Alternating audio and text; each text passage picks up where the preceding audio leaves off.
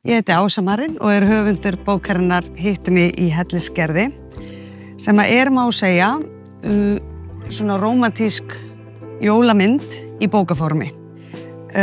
Hittu mig í Hellisgerði fjallar hana Snjólaugu sem óttast það mjög að vera ein jólin þar sem hún hefur skapað jólamhefðir og minningar með dóttur sinni síðustu 7 árin.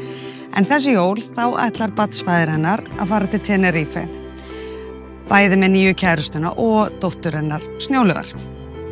Þannig að hún einstæðingur fyrir utan dóttur sína og sér fyrir sér að hún muni sitja ein til borðs þegar að dómkirkjuklukkurnar hringja jólin inn. Og eftir að horfa einmitt á svona rómantíska jólamynd að þá fyllist hún þeirri von að hún líka geti nú bara orðið ástfangin að einhverjum einmanna sveitastrák og skreytt jólatréð með honum rétt fyrir jólin eins og gerist í annarri hverri svona bíómynd. Og síðan býðst henni það tækifæri að fara á Suðurlandið í ferðalag með öðrum makalausum einstaklingum þar sem að þau að prufukeyra ferð fyrir þýskt fyrirtæki sem ætlar svo að senda hér einmannasálir til Íslands til þess að verða ástfangin. Þannig að hún fer í slíka ferð og reynir þar að finna ástina. Svo bara spurning hvort að það takist áður en að dómkirkjuklukkurnar hringja.